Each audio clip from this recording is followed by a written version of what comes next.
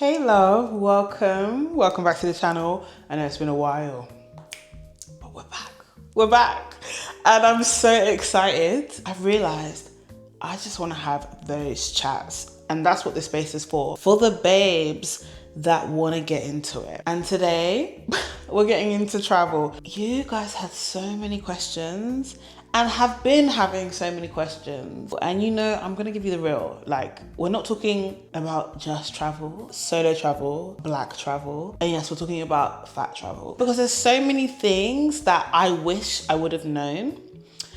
And oftentimes it's not until you get to a destination where you're like, oh, okay. So I asked on my Instagram stories at Naomi Native if you guys had any questions, and you delivered. So let's get into them. Oh, but before that, please subscribe. There's gonna be more content coming from me. Pinky promise, there's gonna be more. Now, let's get into it. This is a very common question. How is the flying experience for you? I fear long flights as a fat person. How is the flying experience for me? Okay, I think one thing to remember is that flying long haul is rarely a positive experience for anyone. Unless you're flying in that business. If you're in Gen Pop, like the rest of us, it's a sad time. So just know that, first of all, like, don't feel like, you know, because you might be in a bigger body and it's uncomfortable for you, that you should be somehow othered. Like, some parts of the uncomfortability of travel is a universal experience. And of course, you know, it is nice to have an empty seat next to you. But the thing is, some of these things are in your control. Yes, if you want an empty seat next to you, you can literally just ask. That's what I do. In the past, I used to, like, you know, wait until the flight was full and then walk around myself, or make sure to be the last person that boards, just trying to, you know. But once you start being unashamed about the fact that you would like more room if possible, a very, very real and valid request, you'll find that straight up asking the flight attendants when you board the flight, for example, you can ask, is this a full flight? And if sometimes they're like, yeah, it's full, then you know, okay, my fate is sealed. But then sometimes they're like, oh no, not so much. They're really, really helpful. Sometimes the real ones, I'll be seated and they'll be like, oh, there's like 2 seats over there at the back. Do you want them? And I'm like, yeah, thank you. Others are like really loud about it, and kind of try to make you feel like you're an inconvenience. Babe, I'm telling you, please just stop giving a damn. Stop giving a damn. Because at the end of the day, when the flight is 9, 10, 11, 12, 13, 14, 15, 16 hours long, people will wish to be you because you asked. And now you have 2 seats, which is basically business class. And again, everyone loves to have a seat next to them free. I guarantee you, if someone asked a straight-sized person, oh, would you like an empty seat next to you? They're gonna say yes. So yeah, flying isn't the best because it's not the best for anyone. You know, 2 seats is lovely, but just give me a window seat and I'll be fine. Because then you can cozy up to the window. Oftentimes you get a little bit more room, and then especially if you're someone that feels a bit self-conscious about taking up too much space, you can really just lean up into the window and it helps you to sleep. And on similar lines, do I use a seatbelt extender? Most times, yes. Sometimes no, because like each airline is different. And also, like, when the seatbelt phrase, they literally just cut it off. So like, even on one aircraft, the seatbelts are going to be different lengths. So oftentimes it's luck of the draw. Even when it does fit, I often ask for a seatbelt extender anyway, because again, I like to sleep. If I can have my seatbelt on and also be turned to my side and it's visible that it's on, I know I'm not going to be disturbed for the whole flight. So I always ask for one. Easiest ways to do this is when you board, you can just say, oh, please, I'd like an extender. This is my seat. They'll bring one to you. And that works if you don't want to like put your hand up, but also just stop caring. I know it's easier said than done, but all these people on the plane, you are never going to see them again unless they, you know, they're staying at your hotel, but even whatever. Okay? You need a seatbelt extender. Big deal. Like, I'm pretty sure if you lined up every single passenger and asked them, do you think I need a seatbelt extender? They're gonna say yes anyway. So what I'm trying to say is, you can't hide your size.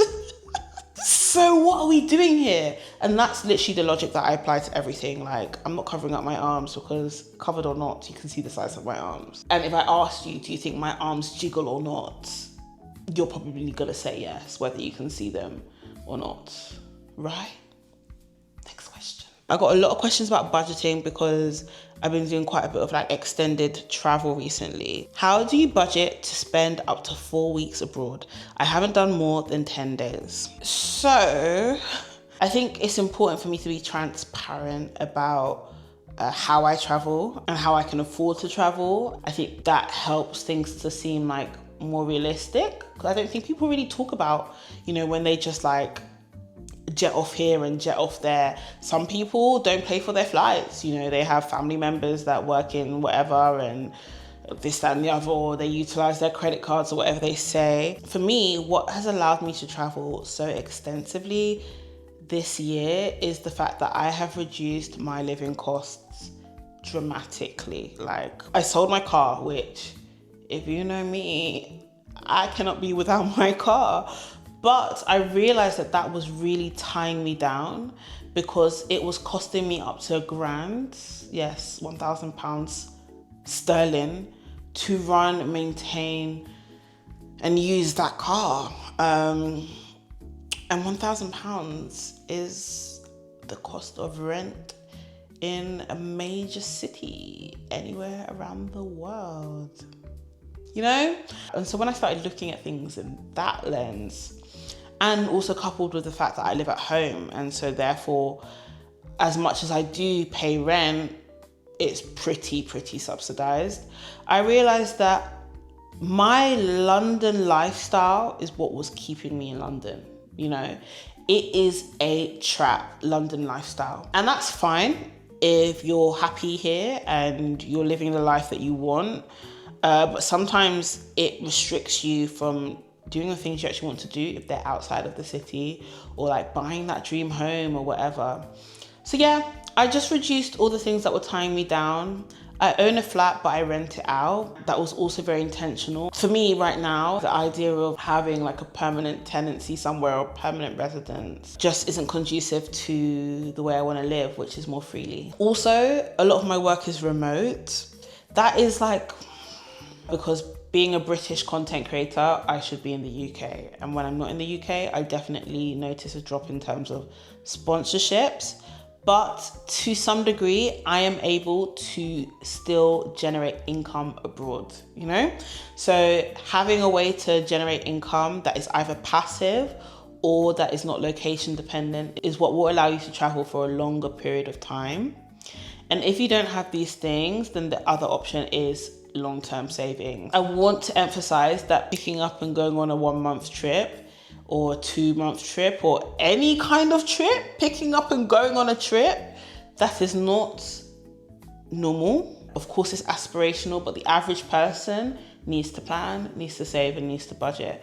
And if you're planning your trips 1 year in advance, it's very normal. Yeah, I guess being intentional about where you want to go, how long you want to go for, and reverse engineering. Will you ever come to the States so we can hang? That would be some great long form. It would be, right? Going to America,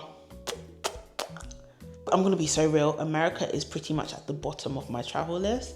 And I think that is not a surprise to anyone. I have been many times and I always enjoy myself, particularly because I feel like a literal Disney princess every time I open my mouth. And like the glee and the wonder in Americans' eyes when they hear like a Black British person speak. And I love how my accent kind of just speaks for me. So that's really cute. But yeah, the only place I really want to go is Louisiana, because I really want to go to New Orleans. I love the culture. But as for the rest of America, I don't think that'll be seeing me anytime soon. Do you speak Portuguese? If not, how do you manage in Brazil? / general language barrier advice. Do I speak Portuguese? Falo pouco português. Pouquinho. Pequeno. Eu entendo muito, por causa de assistindo TV, ouvindo música brasileira. Oh, meus amigos também. Mas estou muito nervoso quando eu falo português, porque eu não quero falar wrong. Então, eu falar muito devagar, mas estou aprendendo e estou tentando. Oh, um dia eu vou falar português fluente. Perfeitamente, sim. Sim. One day I'm going to be amazing. Even though I'm not in Brazil anymore, I'm still going to continue to learn Portuguese. I have the most amazing Portuguese tutor. I will link her below. She's helped me so much. Even though I'm like constantly nervous in terms of speaking, she got me to speak really quickly. And I know I'll get there. And I just think Brazilian Portuguese is such a beautiful language. Brazilian Portuguese specifically. How did I manage the language barrier though? Because this is the thing, I understand a lot of Portuguese, about 60%, but speaking not so much. And I found specifically in Brazil, the language barrier, you've just got to learn a few words at least. And I would say Duolingo is not enough. If you can afford a tutor or like get on YouTube, use some free resources before you go, try and at least like grasp, you know, the sentence structure. It goes a really, really long way. Many people do not speak English. So my general language barrier advice would be smile, learn at least a few basic words to get you started. And I think a mistake that I made is that because I was so scared to say the wrong thing, oftentimes I wouldn't say anything at all. And when people are being really warm and welcoming and then you're like just not speaking, it doesn't come across like you want to be their friend, right? So I would say that even if you don't have the words in that language, do your best to communicate. And once they hear that you're a foreigner, they will decide whether they think it's worth trying with you, and that's just the real, I'm not gonna lie. If you're in a country like Brazil where people are really friendly, then you should be okay. What are the most plus size friendly places you've been to? Attitudes, accommodations. Okay, see, this is a big one, and I got a lot of questions around this kind of thing because I'm glad that this person said specifically, like, you know, attitudes, accommodations and all those kinds of things. Some places are really culturally receptive to bigger bodies, but maybe like the infrastructure is not necessarily there. And I'm going to use Brazil as an example for that. Not once did I feel like my size was an issue. The only time was with like the sunbeds, because they don't really have sunbeds. They have these like deck chairs that are really flimsy, and okay, no, they're not really flimsy. They are actually quite strong and they've never broke, but they're quite narrow and just quite uncomfortable. And they're metal and they dig into your thighs. These are the little things that like you won't know until you get somewhere. As frustrating as that is, for me, I'm not gonna be able to predict every little ism that comes with being fat. And if you're a plus size person, you know what this feels like. Like, there are certain things that straight size people would never have to think about, and we are constantly on alert. So what I will talk about is the countries that I've been to that I have felt very normal. Because for me, that's all I want to feel. Like, I don't want to feel super exoticized or fetishized. Brazil, the Netherlands, specifically Amsterdam. If we're talking Southeast Asia, I would rule all of it out, except from Thailand, maybe the Philippines, not quite, but really Thailand. Out of all of Southeast Asia, for me, that was the one place in Southeast Asia where I just felt absolutely fine, because they are very open, very receptive. And I think you'll find any place that is familiar with difference, whether that's in terms of like LGBTQ or race or gender or whatever, like, you're probably gonna fare a little bit better. African countries, Caribbean countries, anywhere where there's black people, typically I feel more comfortable with my size. Of course, like culturally we have our things of like, you know, an auntie always has something to say, but as a tourist, I think your experience is a bit different. And in terms of like, if you want to go there, desirability as well, things are very different. Yeah, those are the ones that come to mind. Most of Europe, I wouldn't really touch with a barge pole, and that's for race. I'm gonna need to move because this, yeah, the sun is creeping in slowly. This is such an honest question that I think a lot of people think, but never ask. Maybe because people don't talk about it, but we're gonna talk about it today. I'd like to travel, but I'm worried about struggling with long walks / being treated differently. This is so real. This is so real. And this is the thing, like, I'm of the opinion that your size shouldn't stop you from seeing the world or experiencing anything that you want to experience. I'm gonna speak for myself as an able-bodied fat person. Yeah, I'm on a fitness journey, a lifelong fitness journey that I am loving.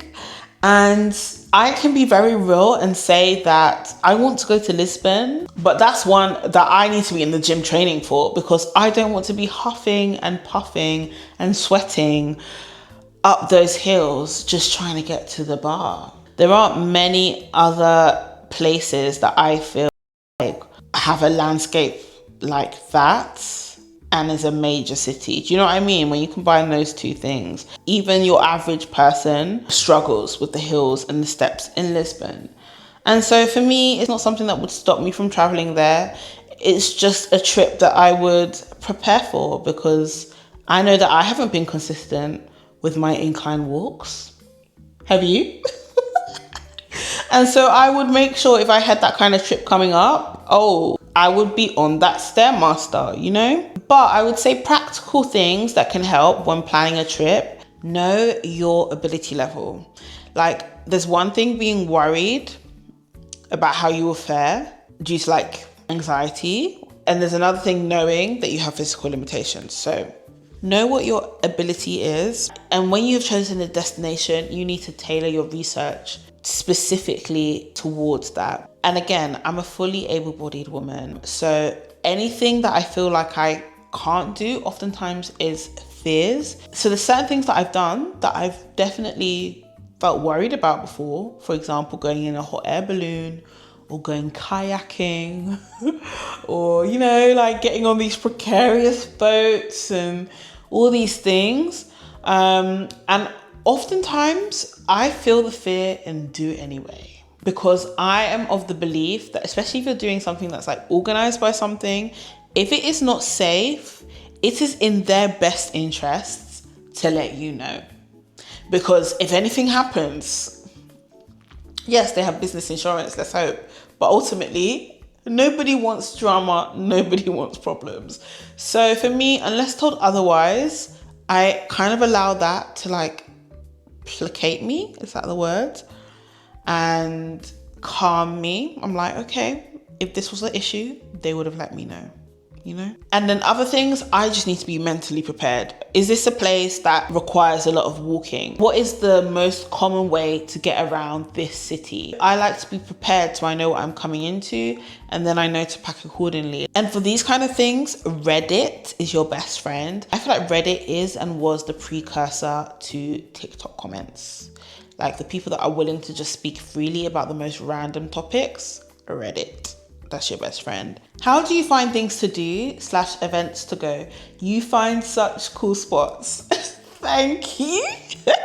Thank you. I would say so too, you know. I get this comment a lot, especially on my Instagram stories. I would recommend following me over there. That's where I share more like day-to-day travel things and like coffee shop recommendations, cool events, blah, blah, blah. The reason why it seems like I go to cool events is because I don't use TikTok as my main search engine for things to do, you know? Okay, that's a lie. I do use it a little bit. It's a great starting point. But if you solely use TikTok, you're going to be going to the most touristy overhyped places. The places that I want to go, the babe has not made a TikTok about it, shouting down the high street about this cool new place you should check out. I think what people forget is that TikTok is not exactly word of mouth.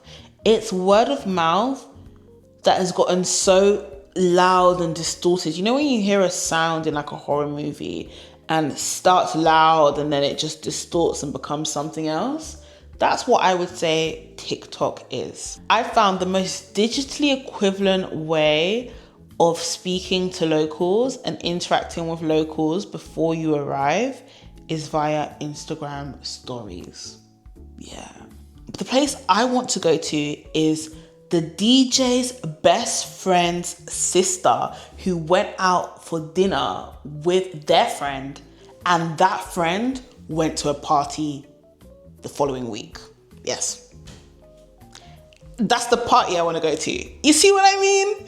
You need to follow people. Like, the art of following people is lost. So before a big trip, I start following people from the places I want to go to. I start following people that maybe I'd want to be friends with. Not necessarily to target them and be their friend, but people that I think have shared interests with me and I will enjoy the kind of things that they do. I follow along. And then I save things. And then the more you save things, the more your algorithm learns.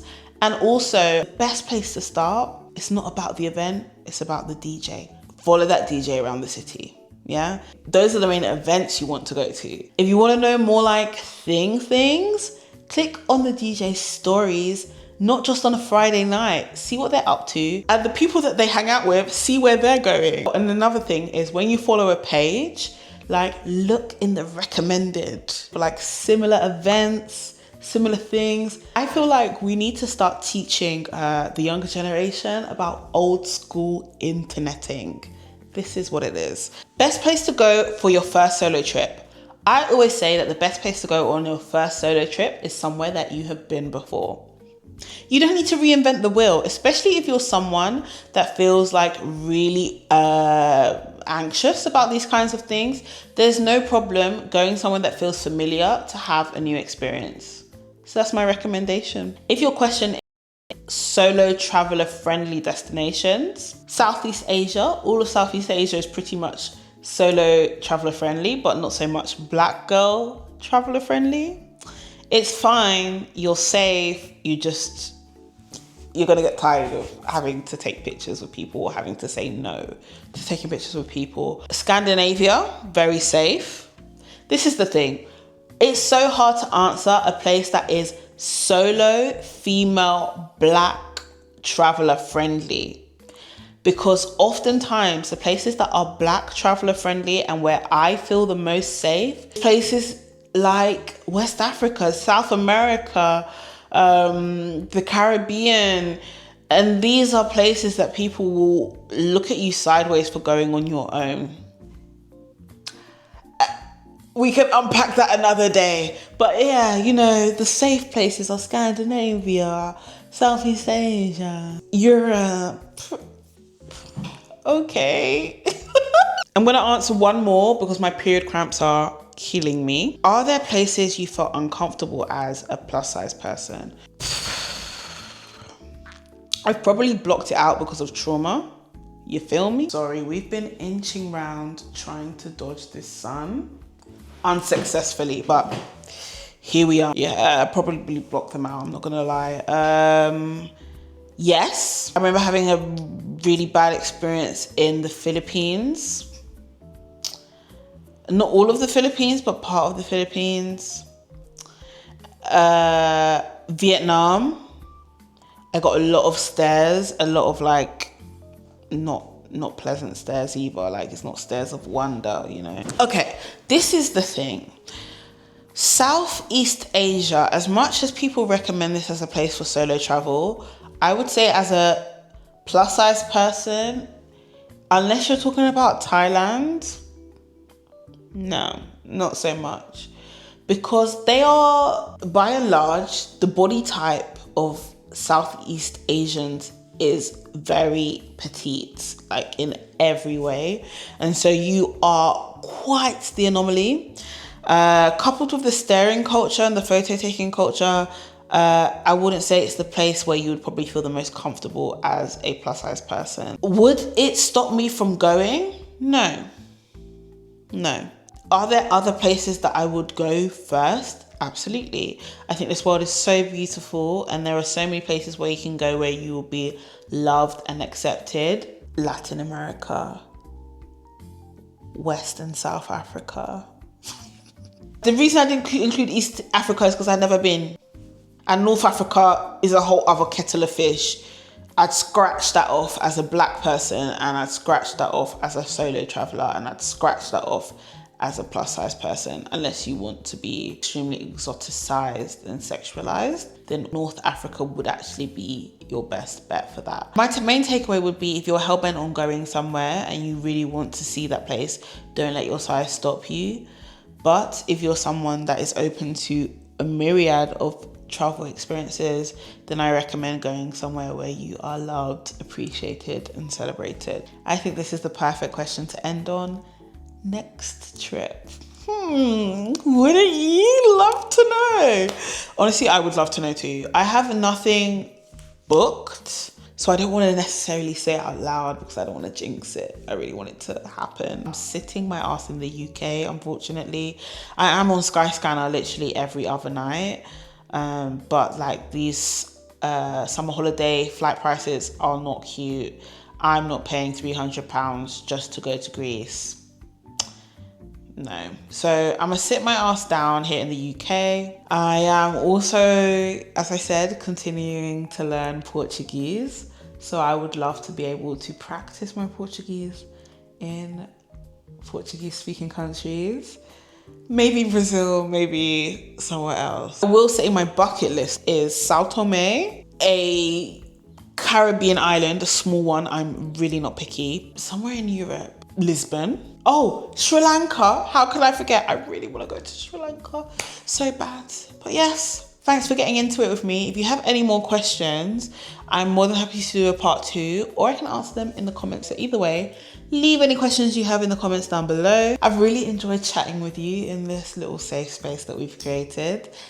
And I guess it's until next time, isn't it?